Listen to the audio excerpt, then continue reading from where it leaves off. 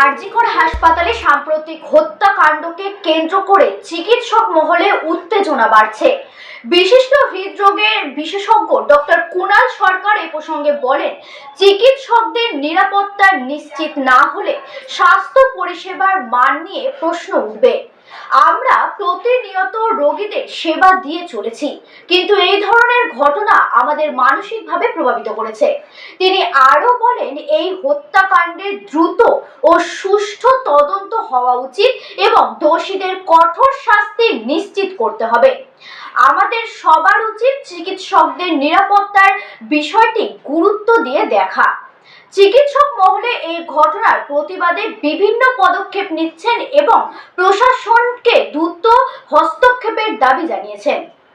যে ক্রাইমটা কমিট করা হয়েছে এবং এই ক্রাইমটার যেরকম একেবারে ঢিলে ঢালা, একেবারে কোনো রকম দায়িত্ব জ্ঞানহীন একটা ইনভেস্টিগেশন হয়েছে, ইনভেস্টিগেশন এবং ক্রাইমের সলিউশনটা যারা পুলিশ ফোর্স, ল অ্যান্ড অর্ডারের কাজ, তারা সেটা করে উঠতে পারলেন না। তাদের যদি 12টা স্টেপ থাকতো, 12টা স্টেপের মধ্যে 20টা তারা ভুল করলেন। তারপর শোনা যাচ্ছে, মানুষের মধ্যে একটা ভয়ও আছে যে যা সেখানে এভিডেন্স ছিল সেটা মোটামুটি ভালো কোয়ালিটির ডিটারজেন্ট দিয়ে ধুয়ে মুছে লোপাট হয়ে গেছে। যেটুকু সিবিআইয়ের হাতে গেছে সেই মতো তাদের একটা কনক্লুশন আসবে।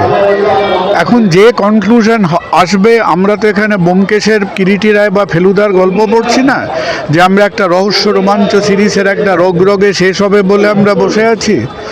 আমরা এখানে যে কারণে সমস্ত ডাক্তারদের আন্দোলন হচ্ছে, কার নেতৃত্বে হচ্ছে?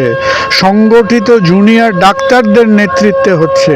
তাদের কথা হলো যে যারা এই ইনভেস্টিগেশনে ঝামেলা করেছেন, করতে পারেননি, তাদের একটা অ্যাকাউন্টেবিলিটি হোক, তাদের ওপরে তাদের 1 নম্বর। এবং 2 নম্বর হলো যে আমরা প্রায় 1 দশক ধরে আমাদের মেডিকেল কলেজ, আমাদের হাসপাতালগুলোর মধ্যে, মেডিকেল কাউন্সিলের মধ্যে যে একটা আপাদমস্তক মাফিয়া রাজ শুরু করেছি, আজকে সেইটা শেষ হোক, যাতে অন্তত আমরা তো এক্ষুনি ফিনাইল দিয়ে, ডিটল দিয়ে পুরো জিনিসটাকে একদম ঝকঝকে তকতকে হয়তো করতে পারবো না, কিন্তু অন্তত যদি দেখা যায় যে আজকের দিনে মানুষ খেয়াল করছে, সমাজ খেয়াল করছে, ডাক্তাররা খেয়াল করছে, তাহলে এই যে নৃশংস প্রবৃত্তি, এই প্রবৃত্তিটা কেবল একটা মেয়েকে খুন করার মধ্যে নেই, কেবল একটা মেয়েকে ধর্ষণ করার মধ্যে নেই।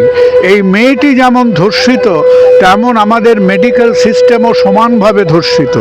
সুতরাং আজকে যদি আমরা এইটুকু করতে পারি, তাহলে অন্তত আগামী কয়েকটা বছর আমাদের ছেলে মেয়েগুলো মোটামুটি নিশ্চিন্তে কাজকর্ম করতে পারবে, পড়াশুনো করতে পারবে।